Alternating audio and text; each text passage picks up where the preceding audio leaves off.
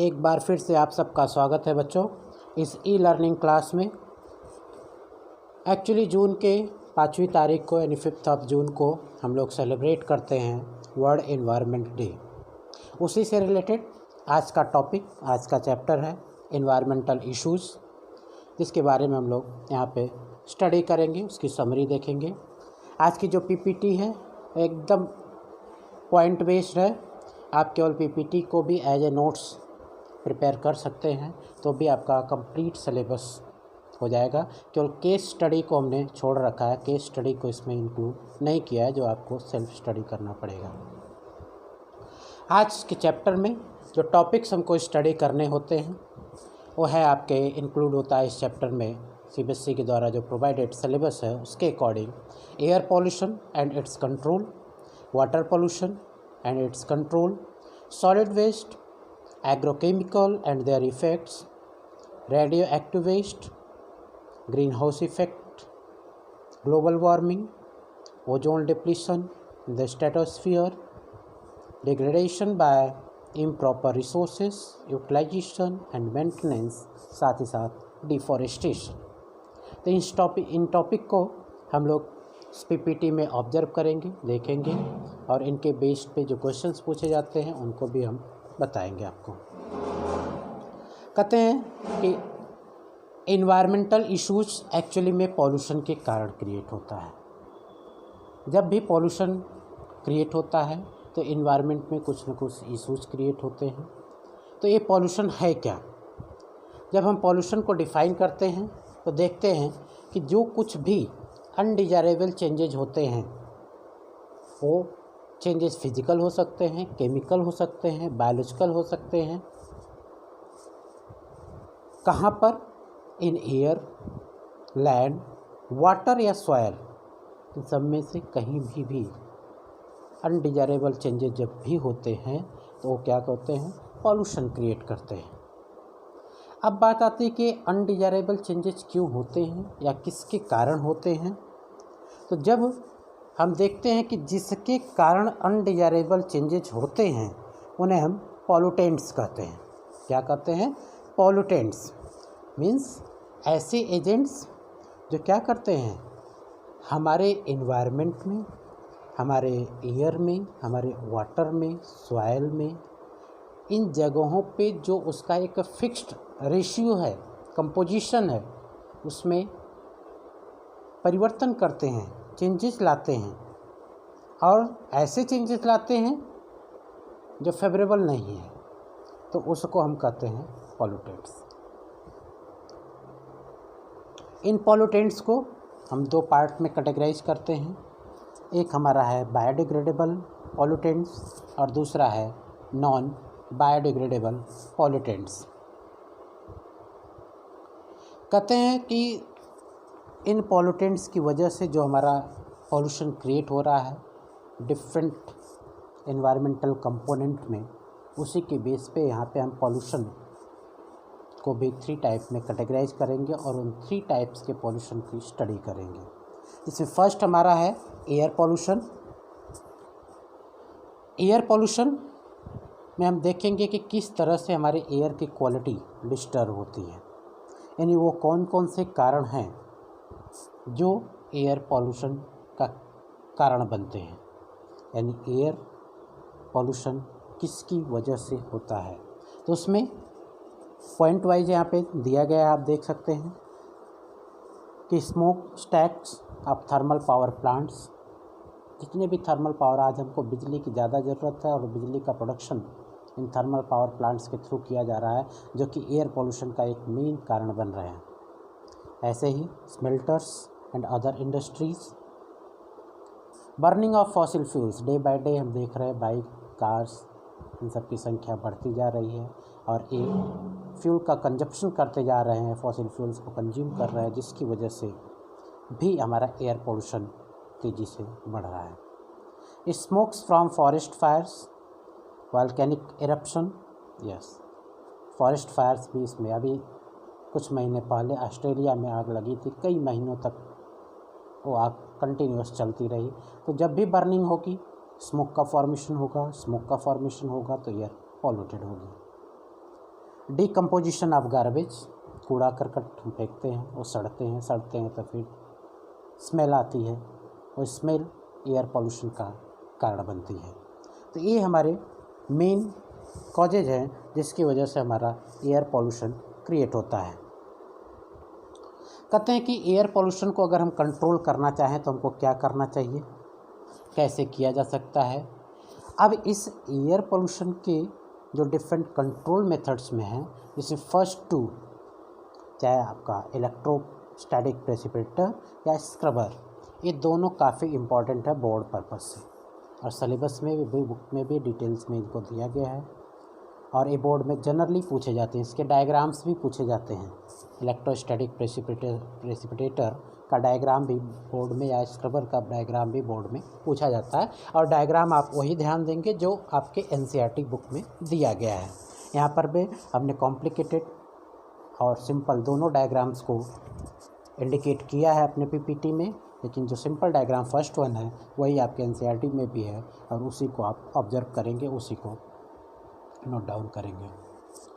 Electrostatic precipitator कहते हैं कि यह जनरली जो एयर में डिफरेंट टाइप्स के पार्टिकुलेट मैटर्स होते हैं, प्रेजेंट होते हैं, उनको 99% रिमूव कर देता है, और यह ज़्यादातर ऐसी जगहों पे यूटिलाइज़ किया जाता है जहाँ पर थर्मल पावर प्लांट्स होते हैं। यानी थर्मल पावर प्लांट्स के द्वारा जो हमने अभी देखा कि एक रीजन है एयर पोल्यूशन का, उस रीजन को कैसे हम मेंटेन करें, कैसे डिग्रेडेट करें कि हमारा पोल्यूशन कम हो और हमारा थर्मल पावर प्लांट भी चले, तो उसका एक बेस्ट मेथड है यूटिलाइजेशन ऑफ इलेक्ट्रोस्टैटिक प्रेसिपिटेटर।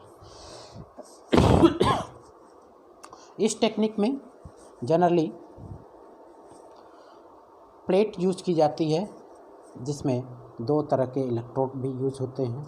ये electrode high voltage thousands of volts में इलेक्ट्रिसिटी प्रोवाइड की जाती है, जिसकी वजह से एक कोरोना प्रोड्यूस करते हैं, और एक कोरोना रिलीज़ करते हैं इलेक्ट्रॉन्स को। यहाँ पे कोरोना अलग चीज़ें हैं, जो कोरोना डिजीज़ है वो डिफरेंट है। इलेक्ट्रॉन्स को रिलीज़ करते हैं, और ये इलेक्ट्रॉन्स डस्ट पार्टिकल्स के साथ में फ्यूज हो जाते हैं, और जब इलेक्ट्रॉन्स डस्ट पार्टिकल्स के साथ में, ड्राई एयर के डस्ट पार्टिकल्स के साथ फ्यूज होते हैं, तो उनको हम पास आउट करते हैं। अगेन एक प्लेट्स लगाई जाती हैं, डिफरेंट इलेक्ट्रोस्टैटिक प्रेसिपिटेटर में प्लेट्स होती हैं जो कि पॉजिटिवली चार्ज होती हैं। तो जब डस्ट पार्टिकल्स पे नेगेटिवली चार्ज इलेक्ट्रॉन्स होते हैं उनके साथ, तो वो पॉजिटिव प्लेट की तरफ अट्रैक्ट होते हैं, जिसकी वजह से डस्ट भी अट्रैक्ट होती है और पॉजिटिव प्लेट पे सेटल डाउन हो जाती है, और फिल्टर्ड एयर पास आउट कर जाती है। और जब एयर इस तरह से पास आउट करती है, बाहर आती है, तो हमको एक क्लीन फिल्टर्ड एयर जो कि 99% तक प्योर होती है प्राप्त हो जाती है। हाँ, एक चीज़ इसमें ध्यान देना पड़ेगा, जब हम इस इलेक्ट्रोस्टैटिक प्रेसिपिटेटर से एयर को गुजारते हैं तो उस समय इसकी वेलोसिटी काफ़ी कम होनी चाहिए, स्लो होनी चाहिए, तब एयर हमारी प्रॉपर तरीके से फिल्टर्ड हो पाएगी। दूसरा जो मेथड हम यूज़ करते हैं वो है हमारा स्क्रबर मेथड। इस स्क्रबर मेथड में हम थोड़े से डिफरेंट वे में एयर को फिल्ट्रेट करते हैं। यहाँ पर ज़्यादातर एयर जो कि डिफरेंट गैसेस को कंटेन करते हैं, SO2 वगैरह को कंटेन करते हैं, उनको फिल्टर किया जाता है। इलेक्ट्रोस्टैटिक प्रेसिपिटेटर का यही डायग्राम आप ड्रॉ भी करेंगे। एक कॉम्प्लिकेटेड डायग्राम है जो जनरली आपके एनसीईआरटी बुक में नहीं है, इसको बोर्ड में भी इस तरह का डायग्राम नहीं आता, इसको नहीं। हाँ, स्क्रबर का ये डायग्राम या एनसीईआरटी का डायग्राम, दोनों में से कोई भी आप कर सकते हैं। तो स्क्रबर के केस में हमने कहा कि इसमें से ऐसी एयर को प्योरीफाइड किया जाता है जिसमें गैसेस जैसे सल्फ़र डाइऑक्साइड वगैरह ज़्यादा होती है। एक्चुअली में स्क्रबर में होता क्या है, स्क्रबर में एक तरफ से जो एंटर करती है, जो एयर रिमूव हो रही है जिसमें कि SO2 के परसेंटेज ज़्यादा है, उसको एक साइड से एंटर कराते हैं और दूसरे साइड से एक चेन होती है जहाँ से हम वाटर या लाइम वाटर का स्प्रे करते हैं। जब वाटर या लाइम वाटर का स्प्रे किया जाता है और ड्राई एयर एंटर करती है जिसमें SO2 के परसेंटेज ज़्यादा होते हैं, तो वो SO2 वाटर या लाइम वाटर के साथ रिएक्ट करके कन्वर्ट हो जाती है एसिड पार्टिकुलेट मैटर के रूप में और सेटल डाउन हो जाती है, जिससे उसको रिमूव कर लेते हैं और क्लीन एयर हमारे पास आउट कर जाती है। तो ये सिंपल प्रोसेस है। इसका यूटिलाइजेशन हम ज़्यादातर व्हीकल्स वगैरह के या ऐसी जगहों पे करते हैं जहाँ पर SO2 ऐसी कंपनी इंडस्ट्रीज़ में किया जाए जहाँ पे SO2 से रिलेटेड जो डिफरेंट टाइप की गैसेस हैं वो रिलीज होती हैं। कहते हैं कि इस पॉल्यूशन को कम करने के लिए हमारे गवर्नमेंट के द्वारा भी time to time this different types के रूल्स एंड रेगुलेशन भी फॉर्म किए गए, जिसमें एयर पॉल्यूशन एक्ट 1981 जो कि थोड़े बहुत संशोधन के साथ आज भी वर्कआउट कर रहा है। ये जो एयर पॉल्यूशन है ये ह्यूमन बॉडी के लिए काफ़ी हार्मफुल इम्पैक्ट शो करते हैं। इन एयर पॉल्यूशन को हम कंट्रोल में रखें, इसके लिए ही डिफरेंट टाइप्स के जो फॉसिल फ्यूल्स वगैरह हैं उनको भी चेंजेस किया जा रहा है, जैसे CNG वगैरह का यूटिलाइजेशन। इसको आप केस स्टडी में स्टडी करेंगे कि CNG की यूटिलाइजेशन करने से कैसे एयर पॉल्यूशन में काफ़ी हद तक सुधार हुआ। केस स्टडी में बताया गया था कि जब एक बार केस स्टडी की गई तो जो दिल्ली है 41 सिटीज़ में 4th प्लेस पे थी पॉल्यूशन के मामले में, लेकिन जब वहाँ पर वाटर व्हीकल्स जो ओल्ड हो चुके थे उनको हटाया गया और जो फॉसिल फ्यूल्स थे वहाँ पर उसकी जगह पे CNG यूज किया गया, तो किस तरह से वहाँ पर पॉल्यूशन रेट में गिरावट देखी गई और एयर की क्वालिटी ठीक हो सकी। तो इसके लिए केस स्टडी को आप ऑब्जर्व करेंगे। दूसरा जो टॉपिक हम लोग स्टडी करने जा रहे हैं वाटर पॉल्यूशन, लेकिन वाटर पॉल्यूशन के पहले एक छोटा सा और भी बता दें आपको कि जो ये मोटर बाइक की सीरीज़ हम देख रहे हैं, कार्स और बाइक की सीरीज़ देख रहे हैं, BS6 लॉन्च हो रही है, इसके पहले BS4 आई थी। ये एक्चुअल में भारत स्टेज, BS का फुल फॉर्म है Bharat stage, 4th, 2nd, 3rd, 4th, 2nd आज की डेट में इंडिया से आउटडेटेड है। 4th, 3rd, 4th, 5th तो आया नहीं, डायरेक्ट 4th से जंप करके 6 का फॉर्मेशन हो गया। ये जो 6 या 5th 4 का जो फॉर्मेशन हो रहा है एक सिर्फ ज़्यादा से ज़्यादा पॉल्यूशन को कम करने, फॉसिल फ्यूल के कंजप्शन को कम करने, यानी उसकी इफ़िशियंसी को बढ़ाने और साथ ही साथ एक्सीडेंट्स वगैरह को कैसे हम कंट्रोल में करें, उनके लिए जो मॉडिफाइड बाइक कार्स बनाए जा रहे हैं उन्हीं को नेक्स्ट जनरेशन के नाम से, नेक्स्ट स्टेज के नाम से जाना जाता है। जब केस स्टडी करेंगे तो उसमें एक क्वेश्चन आपके माइंड में उठ सकता है कि डीजल या पेट्रोलियम से CNG क्यों बेटर है। कहते हैं कि जब किसी भी फ्यूल की इफ़िशियंसी जितना ज़्यादा होगी उसका पॉल्यूटेंट उतना कम रिलीज होगा, और जब पॉल्यूटेंट कम होंगे तो पॉल्यूशन कम होगा। तो पॉल्यूशन कम रखने के लिए हमको CNG का यूटिलाइजेशन करना चाहिए। क्यों? क्योंकि ये ऐसा बायो फ्यूल है जिसकी फॉसिल फ्यूल है जिसकी efficiency as compare to diesel and petrol ज़्यादा होती है। तो इस डाउट को भी आप क्लियर रखिए। हाँ, नेक्स्ट टॉपिक में हम स्टडी करेंगे, देखेंगे वाटर पॉल्यूशन। वाटर पॉल्यूशन बहुत ज़्यादा इस पर डिस्कस हम नहीं करेंगे, इसमें 1-2 टॉपिक है जो बोर्ड में ज़्यादातर पूछे जाते हैं। वाटर पॉल्यूशन के जो पॉल्यूटेंट हैं उसमें domestic sewage, agricultural run of और इंडस्ट्रियल वेस्ट। अवेयर है इन सब के बारे में, डोमेस्टिक सीवेज के बारे में भी, साथ ही साथ एग्रीकल्चरल रन ऑफ के बारे में भी शॉर्ट में इनको हम डिस्कस करेंगे।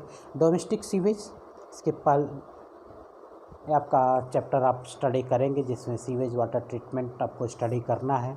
तो किस तरह से सीवेज हमारे वाटर को पॉल्यूटेट करता है, किस वजह से हम ऐसे प्लांट का फॉर्मेशन करते हैं जो सीवेज वाटर को के पॉल्यूटेंट्स को ज़्यादा से ज़्यादा फिल्ट्रेट कर ले और जब वो वाटर रिवर में पहुँचे तो कम से कम पॉल्यूशन क्रिएट करे।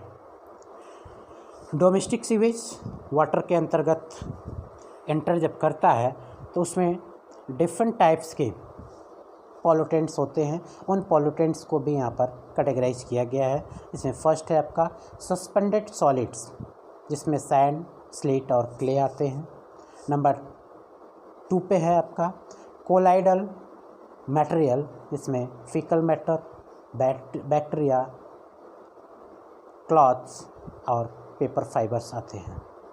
और थर्ड नंबर पे है आपका डिजॉल्व मटेरियल्स, जो कि डिजॉल्व होते हैं, सॉल्यूशन के फॉर्म में होते हैं। उनमें आपके आते हैं डिफरेंट टाइप ऑफ न्यूट्रिएंट्स, जैसे कि nitrate, ammonia, phosphate, sodium, calcium etcetera. ये हमारे डिफरेंट टाइप्स के डोमेस्टिक सीवेज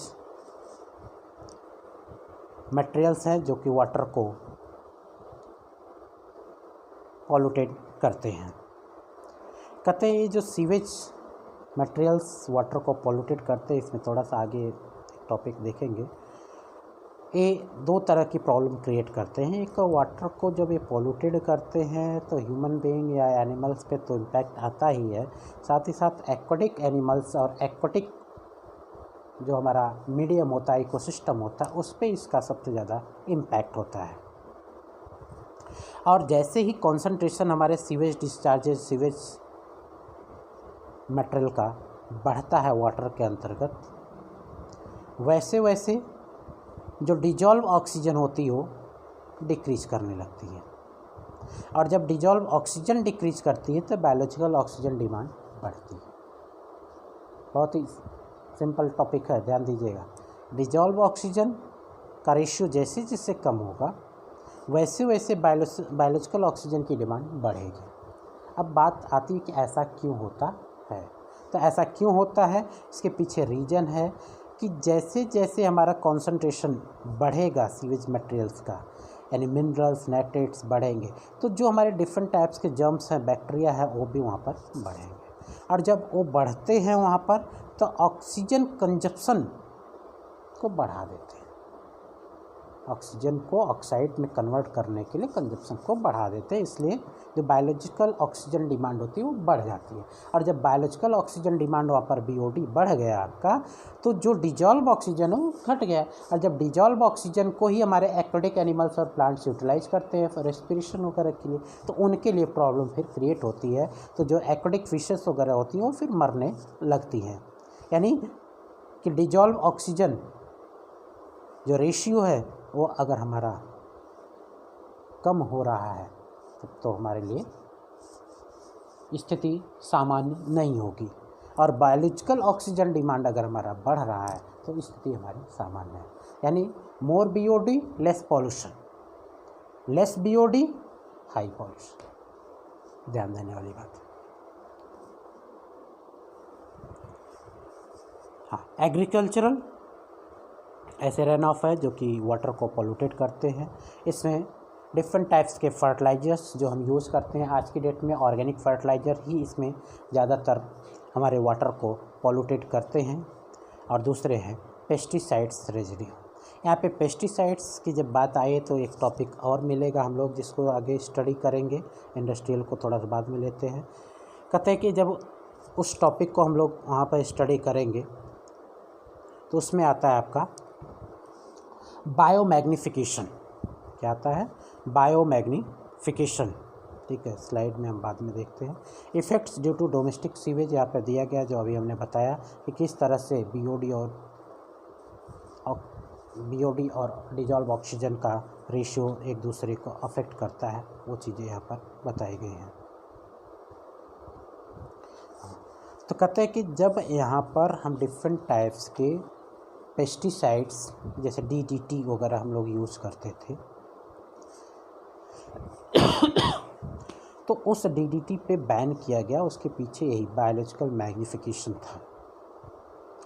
बायोमैग्निफिकेशन में होता क्या है कि जो टॉक्सिक सब्सटेंस होते हैं वो एक ट्रॉफिक लेवल से दूसरे ट्रॉफिक लेवल में जब पहुंचते हैं तो उनका रेशियो कॉन्सेंट्रेशन बढ़ता जाता है, जिसकी वजह से उनका बैड इम्पैक्ट उस ऑर्गेनिज्म पे मैक्सिमम शो होने लगता है। और जब बैड इम्पैक्ट उनका मैक्सिमम शो होता है तो वो उस स्पीसीज़ के एक्सटिंक्शन का कारण बन जाता है। जैसे यहाँ पर एक सिंपल एग्जांपल के द्वारा दिया गया है बायोमैग्निफिकेशन को, कि जब हम DDT वगैरह को यूज करते थे तो वो वाटर के साथ मिक्स होकर के उसका जो परसेंटेज होता था बहुत ही कम, 0.03003 पार्ट्स पर बिलियन। ध्यान दीजिए, जब हम यूज करते हैं तो वाटर में डिजॉल्व होकर के उसका जो परसेंटेज होता है DDT का, ये होता है 0.003 पार्ट्स पर बिलियन। लेकिन जब वही नेक्स्ट ट्रॉपिक लेवल में एंट्री करता है जू प्लैंक्टॉन्स में, फर्स्ट ट्रॉपिक लेवल्स में, तो इसका कॉन्सेंट्रेशन इंक्रीज करके 0.04 पार्ट्स पर मिलियन हो जाता है। और फिर जब नेक्स्ट ट्रॉपिक लेवल में इंक्रीज करता है तो वो कॉन्सेंट्रेशन और इंक्रीज करता है और वो आपका 0.05 पार्ट्स पर मिलियन में पहुंच जाता है। नेक्स्ट जब वो लार्जर फिश में आता है, लार्ज फिश में, तब ये 2 ppm में पहुंच जाता है। और लास्ट में जब उस फिश को कैप्चर करते हैं बर्ड्स, ईगल्स वगैरह, तो उनमें इसका कंसंट्रेशन लगभग 5 ppm तक होता है।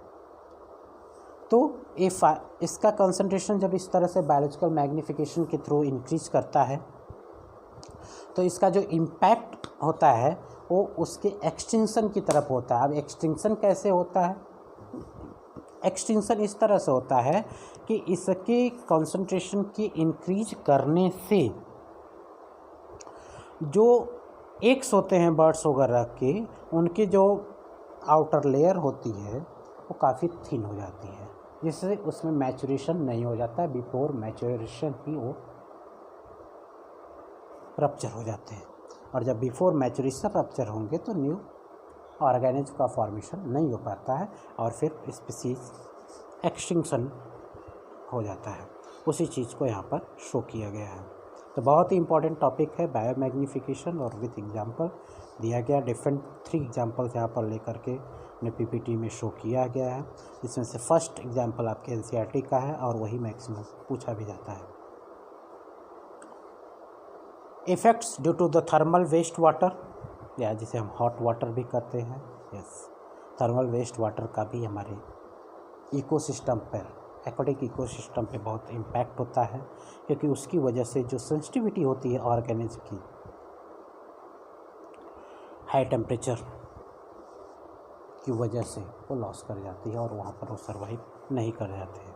साथ ही साथ ये इन्हेंस करते हैं growth of the plants and fishes को इन कोल्ड एरियाज़। अगर जो अभ्यस्त हो गया हॉट वाटर में रहने का, फिर वो कोल्ड वाटर में सर्वाइव नहीं करेगा। और हर जगह पे थर्मल पावर प्लांट हो नहीं सकता है, इसलिए वहाँ के जो लोकल फिर एनिमल्स या प्लांट जो अपने आप को अडॉप्ट किए हैं वो वहीं पर डेवलप कर पाते हैं, अदरवाइज अदर जगहों पे डेवलप नहीं कर पाते हैं। एग्रीकल्चरल के बाद नेक्स्ट है हमारा सॉलिड वेस्ट की तरफ देखेंगे। सॉलिड वेस्ट बहुत सिंपल है, इसको आप पढ़ते आए हैं। म्यूनिसिपल सॉलिड वेस्ट यानी घरेलू जो कूड़ा करकट होता है जो महानगर की गाड़ियाँ लेके जाती हैं, फेंकती हैं। ऐसे ही फ्लाई एशेस, शिपें यानी जो पानी की जहाज़ें होती हैं उनके द्वारा ऑयल्स वगैरह स्प्लिट किए जाते हैं जो एक फिल्म फॉर्म कर देते हैं, जिसकी वजह से ऑक्सीजन का और कार्बन डाइऑक्साइड का जो डिजॉल्व और इवॉल्व कंडीशन होती है वो प्रॉपरली नहीं हो पाती है। ऐसे ही हॉस्पिटल्स के डिफरेंट टाइप्स के वेस्ट होते हैं, इंडस्ट्रियल वेस्ट होते हैं और इलेक्ट्रॉनिक वेस्ट होते हैं। आजकल आप क्लास में हैं, इलेक्ट्रॉनिक गैजेट्स यूज़ कर रहे हैं। इलेक्ट्रॉनिक गैजेट्स यूज़ करते हैं तो इलेक्ट्रॉनिक गैजेट्स हमारे रप्चर भी होते हैं, ख़राब भी होते हैं। ख़राब होते हैं तो वेस्ट मटेरियल के रूप में हम उनको चाहे गार्बेज वाले को बेचते हैं या तो फिर फेंक देते हैं, तो वो भी कहीं ना कहीं पॉल्यूशन क्रिएट करते हैं। और आज के डेवलपिंग कंट्रीज़ में तो ये सबसे ज़्यादा है। इस पे भी हम एक केस स्टडी करेंगे कि किस तरह से वाटर को ट्रीट किया जा सकता है अगर हम वेस्ट मैनेजमेंट प्रॉपर तरीके से करें तो। उस केस स्टडी को भी लोग देखिएगा, बुक में दिया गया है, सिंपल वे में है। कैलिफोर्निया वगैरह का एग्जांपल लेकर के दिया गया है, उसको आप लोग ऑब्जर्व करेंगे। साथ ही साथ जो वेस्ट सॉलिड वेस्ट है उसमें एक और भी केस स्टडी दी गई है जो कि आपके बेंगलोर सिटी की है, जहाँ पर एक अहमद खान नाम के व्यक्ति थे जो 57 ईयर्स ओल्ड थे। वो कचरे का धंधा करते थे। यानी जो प्लास्टिक वगैरह हम देखते हैं कि गरीब बच्चे यानी कचरे में से भी कचरा निकाल लेते हैं और अपने जीविकोपार्जन के लिए उसका उपयोग करते हैं, उसमें से वो पॉलीथीन को उन्होंने लिया, उसे रिसाइकल करके मॉडिफाइड करके उसको पॉलीब्लेंड में कन्वर्ट किया और इस पॉलीब्लेंड को उन्होंने मिक्स किया जो रोड का हम फॉर्मेशन करते हैं कोल तार के अंतर्गत। और जब उससे रोड उन्होंने बनाया तो देखा कि उसकी जो कैपेसिटी है रोड की वो ज़्यादा बढ़ गई और सस्ता भी पड़ा। और लगभग 2002 में उन्होंने इस तरह से 40 किलोमीटर बेंगलोर के अंतर्गत रोड का फॉर्मेशन भी किया था। और तभी से जो प्लास्टिक कचरे के रूप में वो 40 पैसे पर किलो लेते थे, उसका दाम भी बढ़ा करके 6 रुपये पर किलो तक कर दिया गया। तो यहाँ पे दोनों को बेनिफिट हुआ। एक तो हमने सॉलिड वेस्ट मैनेजमेंट प्रॉपर तरीके से कर लिया और दूसरा हमारा रोड की जो मैन्युफैक्चरिंग क्वालिटी थी वो भी इम्प्रूव कर गई और हमको ज़्यादा कोल तार वगैरह यूज भी नहीं करना पड़ा। तो इसको भी हम देखेंगे कि इस तरह से हम उसको अच्छे से डिस्पोजल को मैनेज करें, वेस्ट सब्सटेंस को मैनेज करें कि हमारा पॉल्यूशन कम से कम हो। यहाँ पे कुछ प्रोसेस भी दिए गए हैं, जैसे बर्न टू रिड्यूस वॉल्यूम, यानी ज़्यादा दूर तक फैले रहे उससे अच्छा एक जगह रख के जला देना। बरीड एज लैंडफिल्स, ज़्यादातर यही आज हम लोग करते हैं, गड्ढों में फेंक देते हैं, धीरे धीरे वो ज़मीन पटने के काम आ जाती है। इंसिनरेट करना, इंसिनरेशन प्रोसेस होता है जिससे कि हम ऑर्गेनिक यानी कॉम्प्लेक्स से सिंपल ऑर्गेनिक कंपाउंड में इसको चेंज कर देते हैं और फिर इसका यूटिलाइजेशन कर लेते हैं। और रिसाइकलिंग सबसे बेस्ट मेथड है कि रिसाइकलिंग किया जाए, इनका दूसरे प्रोडक्ट में कन्वर्ट कर दिया जाए। इन पॉल्यूशन के साथ साथ आगे हम देखेंगे कि इन पॉल्यूशन का हमारे ग्रीन हाउस पे भी इफ़ेक्ट पड़ता है। कहते हैं ग्रीन हाउस जो गैसेस हैं, chlorofluoro carbon CFC, N2O, CH4 और सबसे ज़्यादा जो यूटिलाइज होता है लगभग 60%, that is carbon dioxide CO2। Green house gases, in gases के कारण हमारे अर्थ का एक फिक्स टेम्परेचर बना रहता है, निश्चित टेम्परेचर बना रहता है सन की एब्सेंस में भी, जिसकी वजह से हमारे प्लांट्स वगैरह सर्वाइव कर जाते हैं, इसलिए इनको हम ग्रीन हाउस गैसेस कहते हैं। लेकिन इन ग्रीन हाउस गैसेस में भी जो CFC है, क्लोरोफ्लोरोकार्बन, हम सोचते होंगे कि इसका क्या रोल होता है, तो उसको हम ओजोन लेयर डिप्लीशन में बताएंगे कि CFC का क्या रोल है, किस तरह से ग्रीन हाउस गैस है, लेकिन हार्मफुल भी हमको इम्पैक्ट दे रही है। और इन ग्रीन हाउस गैसेस के कंसंट्रेशन के बढ़ने की वजह से आज ग्लोबल वार्मिंग जैसा माहौल बना। तो ग्लोबल वार्मिंग क्या है उसको देखेंगे, उसको कैसे हम मेजर कर सकते हैं। ग्लोबल वार्मिंग एवरेज टेम्परेचर का, पूरे हमारे विश्व के एवरेज टेम्परेचर का इंक्रीज करना, यानी ठंडी में अगर 2 डिग्री रहता था तो अभी 2.5 डिग्री हो गया, एवरेज टेम्परेचर 3 डिग्री हो गया। गर्मी में जो एवरेज टेम्परेचर 35, 36, 38 होना चाहिए, अभी 40 तक पहुंच गया एवरेज टेम्परेचर। तो ये एवरेज टेम्परेचर का इंक्रीज करना ही क्या है, हमारा ग्लोबल वार्मिंग है। और ग्लोबल वार्मिंग के बहुत ही बैड इम्पैक्ट सामने आ रहे हैं, पूरी दुनिया चिंतित है, लेकिन कोई अपने आप में सुधार लाना नहीं चाह रहा है। कैसे हम मेजर करें, कैसे कंट्रोल करें, उसके लिए कुछ पॉइंट्स यहाँ पे दिए गए हैं। Reduction of use of fossil fuels, improving energy efficiency, reducing deforestation, planting more trees, reduction of the use of nitrogenous fertilizers। अगर ये सब चीज़ें हम करते हैं तो ग्लोबल वार्मिंग को हम कंट्रोल कर सकते हैं। ग्लोबल वार्मिंग और ग्रीन हाउस गैसेस के कंसंट्रेशन में इंक्रीज के कारण हमारा ओजोन लेयर डिप्लीशन हो रहा है। ओजोन लेयर एक्चुअली में हमारे एटमॉस्फेयर में, स्ट्रेटोस्फीयर में ओजोन O3 की एक लेयर फॉर्म हुई है जहाँ पर उसका कंसंट्रेशन हाई है, जिसे हम ओजोन लेयर के नाम से जानते हैं। यह ओजोन लेयर की थिकनेस मेजर करने की हमारी जो यूनिट होती है वो डॉप्सन यूनिट्स कहलाती है। ड्यू के थ्रू इसको मेजर करते हैं। अंटार्कटिका पे इसकी जो थिकनेस है काफ़ी कम है, इसलिए ओजोन होल के नाम से वहाँ पर जाना जाता है। कहते हैं कि ये ओजोन होल या ओजोन लेयर की डिप्लीशन का जो कारण है वो ग्रीन हाउस गैस, वो भी ग्रीन हाउस गैस में जो CFC है वो सबसे बड़ा कारण है। क्या, क्यों, कैसे? कहते ओजोन यानी O3 का जो फॉर्मेशन होता है in the presence of ultraviolet rays होता है, ऑक्सीजन नेसेंट ऑक्सीजन में कन्वर्ट होती है और वही नेसेंट ऑक्सीजन फिर ऑक्सीजन मॉलिक्यूल्स के साथ रिएक्ट करके O3 का फॉर्मेशन करती है। लेकिन in the presence of CFC chlorofluorocarbon में जो क्लोरीन है वो क्या करता है, कैटलिस्ट का रोल प्ले कर देता है और कैटलिस्ट का रोल प्ले करने के कारण ओजोन को डिप्लीट कर देता है। ओजोन फिर से ऑक्सीजन मॉलिक्यूल में कन्वर्ट हो जाती हैं और वो क्लोरीन फिर से कैटलिस्ट है तो यूटिलाइज तो होगा नहीं, फिर से वैसे ही बचा रहता है और इस तरह से वो टाइम टू टाइम रिएक्शन को कैरिड आउट करता रहता है, जिससे कि ओजोन लेयर डिप्लीट होती चली जा रही है। और ओजोन लेयर के डिप्लीट होने से क्या क्या इम्पैक्ट हैं, शॉर्ट में यहाँ दिया गया है। Damages DNA due to mutation, yes, due to presence of UV rays genes में चेंजेज हो रहे हैं, जो रेप्लिकेशन है वो चेंज हो जा रहा है, रेप्लिकेशन का प्रोसेस जिसे हम सडन चेंजेस में काउंट करते हैं और सडन चेंज ही म्यूटेशन कहलाता है।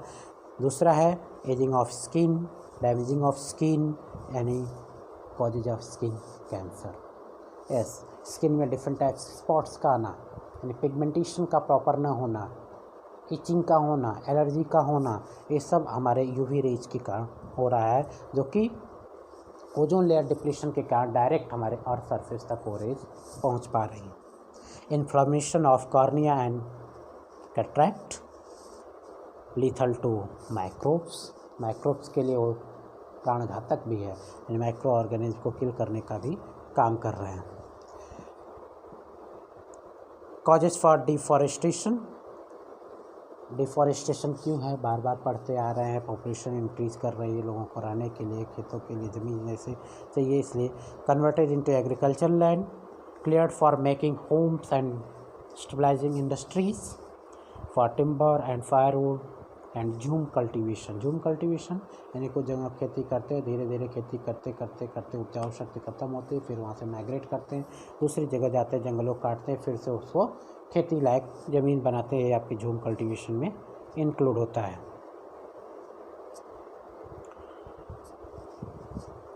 इफ़ेक्ट ऑफ डिफॉरेस्टेशन की इफ़ेक्ट आप जानते ही हैं कि पॉल्यूशन क्रिएट होगा, ग्लोबल वार्मिंग इंक्रीज करेगी, ग्रीन हाउस गैसेस का परसेंटेज इंक्रीज करेगा, इंक्रीजेस कार्बन डाइऑक्साइड कॉन्सेंट्रेशन जो कि एक मेन ग्रीन हाउस गैस है, लॉस ऑफ बायोडाइवर्सिटी, भाई फॉरेस्ट नहीं होंगे, डाइवर्सिटी क्रिएट नहीं होगी, डिस्टर्ब हाइड्रोलॉजिकल साइकिल, जो इकोसिस्टम हमने अभी वाटर का बताया कि डिस्टर्ब होगा, soil erosion with leads to desertification, फिर डेजर्ट का फॉर्मेशन होगा। तो ये डिफरेंट टाइप्स के टॉपिक्स थे जो कि इस चैप्टर में आपको स्टडी करने थे। इसको आप स्टडी करेंगे, आराम से पढ़ेंगे, इसके क्वेश्चन आंसर हम आपको सेंड करेंगे इसके साथ ही क्वेश्चन आंसर करके, और केवल PPT से आप नोट्स को प्रिपेयर कर लीजिए तो भी आपका सफिशिएंट होगा। तब तक के लिए धन्यवाद।